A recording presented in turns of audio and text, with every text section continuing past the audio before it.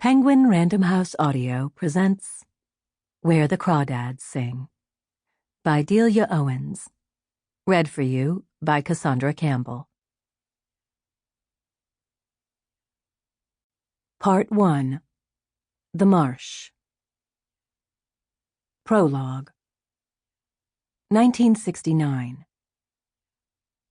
Marsh is not swamp. Marsh is a space of light, where grass grows in the water and water flows into the sky. Slow-moving creeks wander, carrying the orb of the sun with them to the sea, and long-legged birds lift with unexpected grace, as though not built to fly, against the roar of 1,000 snow geese. Then within the marsh, here and there, true swamp crawls into low-lying bogs, hidden in clammy forests. Swamp water is still and dark, having swallowed the light in its muddy throat. Even night crawlers are diurnal in this lair.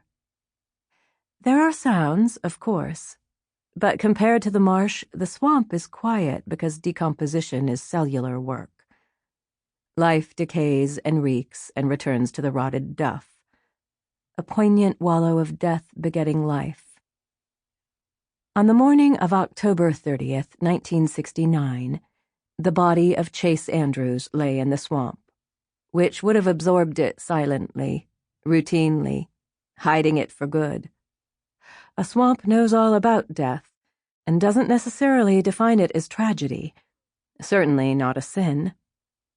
But this morning, 2 boys from the village rode their bikes out to the old fire tower, and from the third switchback, spotted his denim jacket. Chapter 1. Ma. 1952. The morning burned so August hot. The marsh's moist breath hung the oaks and pines with fog. The palmetto patches stood unusually quiet except for the low, slow flap of the heron's wings lifting from the lagoon. And then, Kaya, only 6 at the time, heard the screen door slap. Standing on the stool, she stopped scrubbing grits from the pod and lowered it into the basin of worn-out suds. No sounds now but her own breathing. Who had left the shack? Not Ma. She never let the door slam. But when Kaya ran to the porch, she saw her mother in a long brown skirt, kick pleats nipping at her ankles, as she walked down the sandy lane in high heels. The stubby-nosed shoes were fake alligator skin, her only going-out pair. Kaya wanted to holler out but knew not to rouse Pa, so opened the door and stood on the brick-and-board steps. From there she saw the blue train case Ma carried. Usually, with the confidence of a pup, Kaya knew her mother would return with meat wrapped in greasy brown paper or with a chicken, head dangling down. But she never wore the gator heels, never took a case. Ma always looked back where the foot lane met the road, one arm held high, white palm waving as she turned onto the track, which wove through bog forests, cattail lagoons, and maybe, if the tide obliged, eventually into town. But today she walked on, unsteady in the ruts.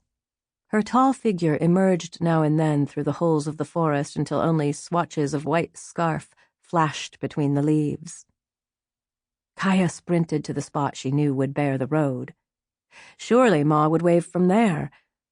But she arrived only in time to glimpse the blue case, the color so wrong for the woods, as it disappeared. A heaviness, thick as black cotton mud, pushed her chest as she returned to the steps to wait. Kaya was the youngest of 5, the others much older, though later she couldn't recall their ages. They lived with Ma and Pa, squeezed together like penned rabbits, in the rough-cut shack, its screened porch staring big-eyed from under the oaks. Jody, the brother closest to Kaya, but still 7 years older, stepped from the house and stood behind her. He had her same dark eyes and black hair, had taught her bird songs, star names, how to steer the boat through sawgrass. "Ma'll be back," he said, Sample complete. Ready to continue?